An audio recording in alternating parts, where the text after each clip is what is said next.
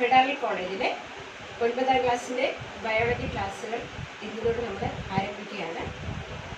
ഇന്ന് 1ാം അധ്യായം ജീവലോകത്തിലെ സംരക്ഷകർ, protectors of biosphere എന്ന 9ാം ക്ലാസ്സിലെ ആദ്യ ചാപ്റ്റർ നമ്മളിവിടെ ആരംഭിക്കാം. ജീവമണ്ഡലം. എന്താണ് ജീവമണ്ഡലം? ഭൂമിയിൽ ജീവൻ നിലനിൽക്കുന്ന എല്ലാ മേഖലകളും അല്ലെ, ജീവൻ നിലനിൽക്കുന്ന മേഖലകൾ നമുക്കറിയാം. നമ്മുടെ ഭൂമിയും വായുവും ജലവും ഈ മേഖലകളിലെല്ലാം ഒരുപാട് ജീവജാലങ്ങൾ ആണല്ലോ. അപ്പോൾ ഈ biosphere, the life existing area, it includes several organisms including human beings, plants, microorganisms, other animals. അപ്പോൾ ഇവയെല്ലാം കൂടി ചേർന്ന് ഉണ്ടായിരിക്കുന്ന ഈ ഒരു പ്രകൃതി, ഈ പ്രകൃതിയിലെ സംരക്ഷകർ എന്ന ചോദ്യം വരുമ്പോൾ നിങ്ങൾ ഈ സംരക്ഷകരെ കുറിച്ച് എന്തെങ്കിലും നിങ്ങളുടെ മനസ്സിൽ തോന്നുന്നുണ്ടോ? എന്തായാലും അങ്ങനൊരു ചോദ്യം വന്നാൽ ഭൂമിയിലെ ഏറ്റവും വലിയ സ്ഥാനം ആർക്കാണ് കൊടുക്കേണ്ടത് എന്ന് നമ്മൾ ആലോചിച്ചാൽ കൃത്യമായിട്ട് നമ്മൾ ഓർക്കേണ്ടതില്ലേ. കാരണം ഇപ്പോൾ നമ്മൾ ഒരുപാട് പ്രശ്നങ്ങളിലൂടെ കടന്നു പോകുന്ന കാലഘട്ടമാണ്. ഏറ്റവും കൂടുതൽ സ്ഥാനം നമ്മൾ ചിലപ്പോൾ ഇപ്പോഴും ചോദിക്കുകയാണെങ്കിൽ നമ്മൾ കൊറോണ വൈറസിന് കൊടുക്കുന്നു വരും അല്ലേ. പക്ഷേ ഇങ്ങനെയുള്ള ഈ ഒരു കാലഘട്ടങ്ങളിലൂടെ നമ്മൾ കടന്നു പോകുന്നു. ഇതൊക്കെ നമ്മൾ ഓരോ സാഹചര്യങ്ങളും നമ്മൾ അതിജീവിക്കുന്നു. എങ്കിലും നമ്മുടെ ഈ പ്രകൃതിയിൽ നമ്മളെ പ്രൊട്ടക്റ്റ് ചെയ്യുന്ന ഒരു വിഭാഗം എന്ന് പറയുന്നത് എന്തായിരിക്കാം? നമ്മുടെ ഹരിതസസ്യങ്ങൾ തന്നെയാണ്. Green plants the protectors of our biosphere or our earth. അപ്പോൾ എന്തുകൊണ്ടാണ് ഇവിടെ നമ്മൾ പോസ്റ്റർ കാണുന്നത്? അപ്പോൾ ഈ പോസ്റ്ററിൽ നമ്മൾ നമ്മുടെ ഈ ജീവമണ്ഡലത്തിൽ ഒരു പ്രത്യേക ഒരു പ്രതിഭാസമാണ് അതിനകത്ത് നമ്മൾ കാണുന്നത്. അതായത് ഈ നമ്മുടെ ഭൂമി അഭിമുഖീകരിക്കുന്ന ഒരു പ്രധാന പ്രശ്നം, അതായത് ആഗോള താപനവുമായി, ഗ്ലോബൽ വാർമിംഗ്. എന്താണ് ആഗോള താപനം?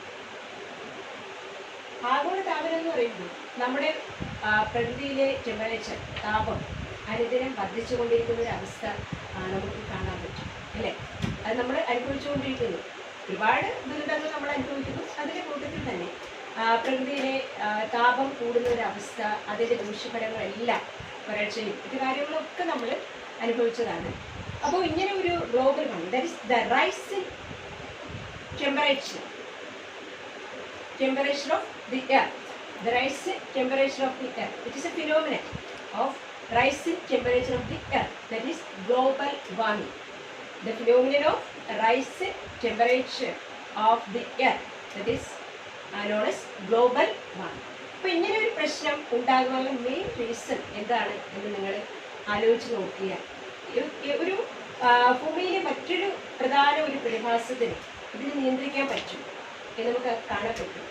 അതാണ് നമ്മൾ ഈ ചാപ്റ്ററിൽ ആദ്യമായി ഡിസ്കസ് ചെയ്യുന്നത്. ഇപ്പോൾ ഇവിടെ ഈ താപം കൂടുവാനുള്ള പ്രധാന കാരണം ഒന്ന് ആലോചിച്ച് നോക്കും. അതായത് ഒരു വാതകം, നമ്മുടെ പ്രകൃതിയിൽ ഉണ്ടാകുന്ന ഒരു വാതകം ഈ ഗ്ലോബൽ വാർമിങ്ങിന് കാരണമാകുന്നു. നമുക്ക് എല്ലാവർക്കും അറിയാം ഏതായിരിക്കും? Carbon dioxide. The increasing level of carbon dioxide which leads to global warming. അപ്പോൾ ഈ ഒരു പ്രധാനപ്പെട്ട ഒരു പ്രതിഭാസം, ഇതിന് കാരണമാകുന്ന ഒരു വാതകം എന്ന് പറയുന്നത് നമ്മുടെ അന്തരീക്ഷത്തിൽ വളരെ ചെറിയൊരു ശതമാനം മാത്രമാണ് ഉള്ളത്. 0.0325 അത്രയേ ഉള്ളൂ. പക്ഷേ ഇപ്പോൾ അതിൻ്റെ അളവ് കൂടിയിരിക്കുന്നു പല മാർഗങ്ങളിലൂടെയും. അപ്പോൾ ഈ കാർബൺ ഡൈ ഓക്സൈഡ് കൂടുന്നതിന് ഫലമായിട്ട് എന്ത് ചെയ്യുന്നു? നമ്മുടെ ടെമ്പറേച്ചർ കൂടിക്കൊണ്ടിരിക്കുന്നു. ഈ ടെമ്പറേച്ചർ കൂടുന്ന ഒരു അവസ്ഥ ഭാവിയിൽ ഒരുപാട് പ്രശ്നങ്ങളുണ്ട്. അപ്പോൾ ഇതിനൊരു സൊല്യൂഷൻ എന്ന് പറയുമ്പോൾ നമ്മുടെ പ്രകൃതിയെ സംരക്ഷിക്കുന്ന ഈ ചെടികളെ, ആ ഗ്രീൻ പ്ലാന്റ്സിനെ പ്രൊട്ടക്റ്റ് ചെയ്യുക തന്നെയാണ്. അതിനെക്കുറിച്ചാണ് നമ്മൾ പറയാൻ പോകുന്നത്. ഓക്കെ, അപ്പോൾ എന്താണ് global warming? It is A phenomenon in which the temperature of the temperature of the earth increases. So, due to the increase in the amount of carbon dioxide. അപ്പോൾ carbon dioxide അളവ് കൂടുന്നതിന് ഫലമായിട്ട് temperature കൂടുന്ന ആ ഒരു അവസ്ഥയാണ് എന്ന് പറയുക ഗ്ലോബൽ വാർമിംഗ് എന്ന് പറയും. അപ്പോൾ ഇതിൽ നിന്നും നമുക്ക് ഒരു സംരക്ഷണം നൽകുന്ന ആ ഒരു സസ്യങ്ങൾ, ഹരിതസസ്യങ്ങൾ, പ്ലാന്റ്സ്, അപ്പോൾ ഇവർക്ക് ഇതിൽ നിർവഹിക്കുന്ന ഒരു പ്രോസസ്സുണ്ട്. അതായത് ഭൂമിയിലെ ഏറ്റവും പ്രധാനപ്പെട്ട ഒരു സംശ്ലേഷണ പ്രവർത്തനം എന്ന് നമുക്ക് പറയാം. സംശ്ലേഷണ പ്രവർത്തനമായ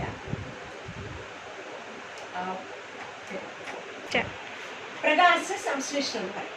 അപ്പോൾ ഈ ഒരു ഫോട്ടോസിന്തസിസ് നിർവഹിക്കുന്ന ഗ്രീൻ പ്ലാന്റ്സ് പിന്നെ അതുപോലെ തന്നെ ചില മൈക്രോ ഓർഗാനിസംസൊക്കെ ഉണ്ട്, ചെറിയ ചില ജീവികളുണ്ട്, സൈനോബാക്ടീരിയ തുടങ്ങിയ മൈക്രോ ഓർഗാനിസംസ്. എങ്കിലും ഗ്രീൻ പ്ലാന്റ്സ് തന്നെയാണ്. ഗ്രീൻ പ്ലാന്റ്സിൽ ഏത് ഭാഗമാണ്? ലീവ്സ്.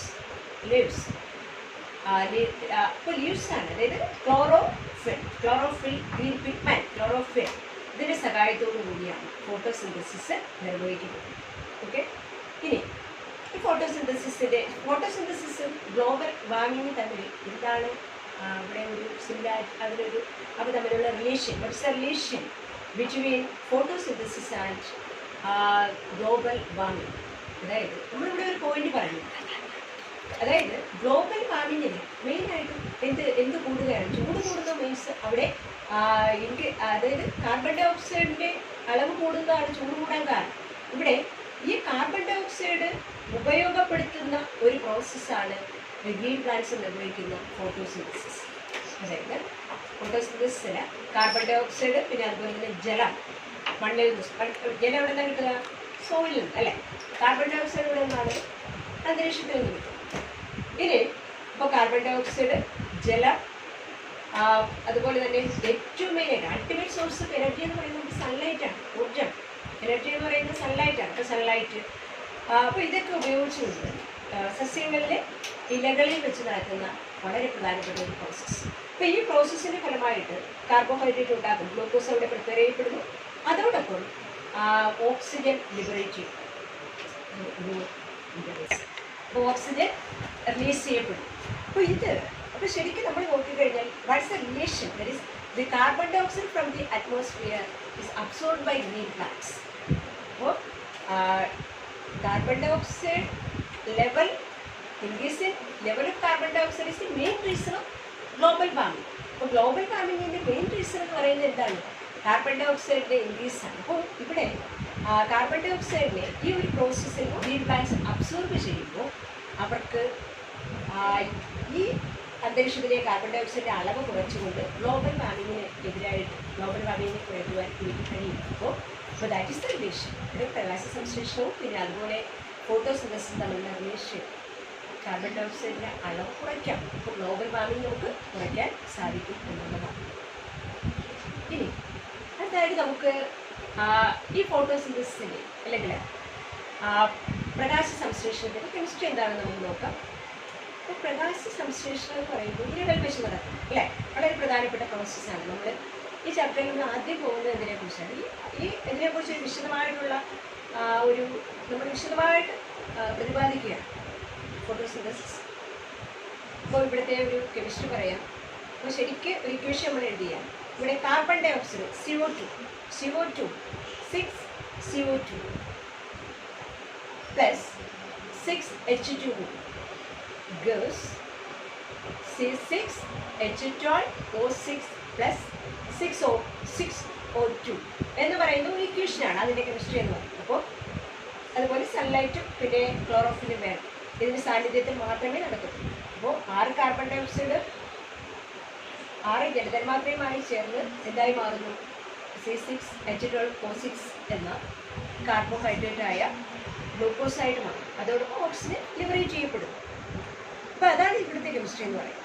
അപ്പോൾ ഈ പ്രവർത്തനം photosynthesis that is the preparation of carbohydrate with the help of carbon dioxide from the atmosphere, water and minerals from soil, and sunlight and chlorophyll in the leaves of green plants. That is the process. പ്രകാശ സംശ്ലേഷണം എന്ന് പറയുന്ന വളരെ മെയിനായിട്ടുള്ള പ്രോസസ്സാണ്. ഇനി അപ്പോൾ ഇത് മനസ്സിലായോ? ഇനി നമ്മൾ ഇപ്പോൾ പ്രകാശ സംശ്ലേഷണവും ഗ്ലോബൽ വാർമിങ്ങും തമ്മിലുള്ള ആ ഒരു റിലേഷൻ നമ്മൾ മനസ്സിലായി അല്ലേ? ഇനി അടുത്തതായിട്ട് നമ്മൾ നിങ്ങൾക്ക് ഒരു വെളിയിലേക്ക് ഒന്ന് പോയി ചെടിയെ ഒന്ന് ഒബ്സർവ് ചെയ്യുന്നു. അപ്പോൾ നമുക്ക് ചെടിയെ ഒന്ന് പരിശോധിച്ച് കഴിഞ്ഞാൽ നമുക്ക് കാണാം, അതായത് ഓരോ ഇലയുടെയും മുകൾ ഭാഗമാണോ താഴെയുള്ള ഭാഗമാണോ ഏറ്റവും പച്ച നിറം ഗ്രീൻ കളർ ഏത് ഭാഗത്താണ് നമുക്ക് നോക്കിയാൽ മനസ്സിലാകുന്നത്? അപ്പർ മോസ്റ്റ് പാർട്ടാണ് അല്ലേ, മുകൾ ഭാഗം.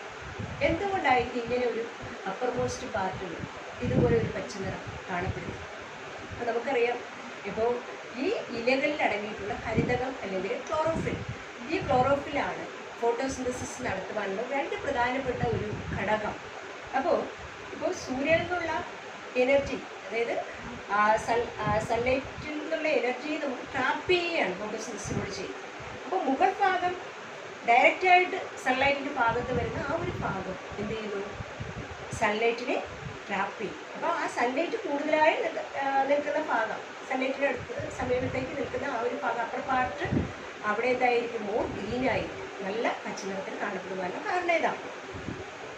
അപ്പോൾ സൺലൈറ്റും വളരെ പ്രധാനപ്പെട്ട ഒരു ഘടകം തന്നെയാണ്. നമുക്ക് ആ ഒരു നിറമാറ്റത്തിലൂടെ നമുക്ക് മനസ്സിലാവും. ഇനി നമുക്ക് ഈ ഹരിത കണം ഇതുപോലെ നമുക്ക് ഫോട്ടോസിന്തസിസ് സഹായിക്കുന്ന ഘടകങ്ങളെക്കുറിച്ച് നമുക്ക് നോക്കാം. അപ്പോൾ ഇതിനകത്ത് നമ്മൾ കാണുന്നത് ഇപ്പോൾ പച്ചനിറമുള്ള ചെടികളാണ് സാധാരണ ഫുഡ് പ്രിപ്പയർ ചെയ്യുന്നതെന്നൊക്കെ നമ്മൾ വിശ്വസിക്കുന്നു. പക്ഷേ എല്ലാ ചെടികളും പച്ചനിറമുള്ളതാണ്. പല നിറങ്ങളിലുള്ള ലീഫുള്ള ഇലകൾ നമുക്ക് ചെടികളിൽ കാണാൻ പറ്റും. ഇപ്പോൾ ഈ ഫോട്ടോസിന്തസിസ് നടത്തുന്നില്ലേ? അപ്പോൾ ഈ കണങ്ങളിൽ നമുക്ക് പ്രധാനമായും 4 ഘടകങ്ങളാണ് പ്രകാശ സംശ്ലേഷണത്തെ സഹായിക്കുന്ന വർണ്ണങ്ങൾ. അത് chlorophyll A, chlorophyll B, xanthophyll, carotene, ഇങ്ങനെ 4 കണം. അപ്പോൾ ഇതിനകത്ത് ക്ലോറോഫിൽ എ ആണ് ഏറ്റവും പ്രധാനമായിട്ട് ഫോട്ടോസിന്തസിസിന് നേരിട്ട് പങ്കെടുക്കും. അപ്പോൾ ബാക്കിയുള്ളവ സൂര്യപ്രകാശത്തെ ട്രാപ്പ് ചെയ്തിട്ട് ഇത് നമ്മുടെ ക്ലോറോഫിൽ എക്ക് കൊടുക്കുകയാണ് ചെയ്യുന്നത്. അതുകൊണ്ട് അവയെ സഹായക വർണ്ണങ്ങളെന്ന് പറയും, അല്ലെങ്കിൽ അക്സസറി പിഗ്മെന്റ്സ്. അപ്പോൾ chlorophyll A is directly participate in photosynthesis, but others that chlorophyll B, carotene, xanthophyll, this absorbs sunlight and gives to chlorophyll A. So they are known as accessory pigments. അതുകൊണ്ടാണ് അവയെ എന്ത് പറയുക? സഹായക വർണ്ണങ്ങൾ അല്ലെങ്കിൽ accessory pigments എന്ന് പറയുക. അപ്പോൾ വളരെ പ്രധാനപ്പെട്ട ഒരു റോളാണ് നമ്മുടെ ഈ ക്ലോറോഫില്ലിന് ഉള്ളതെന്ന് മനസ്സിലാക്കുക.